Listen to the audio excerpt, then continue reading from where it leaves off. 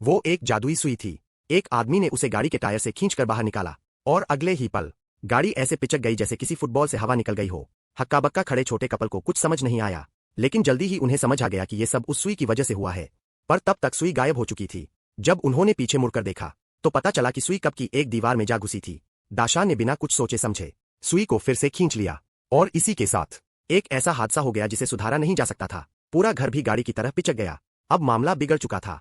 पकड़े न जाने के डर से दोनों एक दूसरे पर दोष मरने लगे। इसी बहस के बीच गलती से उन्होंने वो सुई पास आ रहे एक पुलिस वाले को चुभा दी। अब उनके सिर पर एक और मुसीबत आ गई, पुलिस पर हमला करने का आरोप। पुलिस वाला गुस्से में सुई निकालने ही वाला था कि अगले ही पल वह खुद एक कागज की तरह चिपटा हुआ रह गया। उसे समझने का मौका ही नहीं मिला। अब सबूत मिटाने के लिए दाशान ने सोचा कि इस सुई को नष्ट कर देना चाहिए, लेकिन तभी एक बड़ी बस सीधी उसकी तरफ आ गई।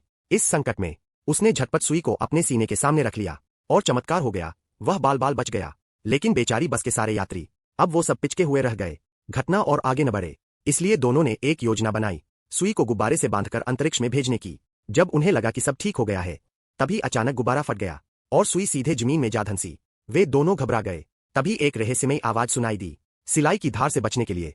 दाशान ने तुरंत सुई को जमीन से निकाला और भागने लगा, लेकिन तभी हवा में अजीब सी कंपन होने लगी, जिसने उनका ध्यान खींचा। जब उन्होंने पीछे मुड़कर देखा तो देखा कि जहां सुई जमीन में घुसी थी वह जगह तेजी से फैलती जा रही थी और आसपास की सारी इमारतें पिचक रही थीं। किसने सोचा था कि एक छोटी सी सुई पूरी धरती को नष्ट कर सकती है। त्रातिनो त्रातिनो। तो अब सवाल यह है, अगर तुम्हारे पास भी ऐसी ही एक जादुई सुई हो तो तुम उससे क्या करोगे?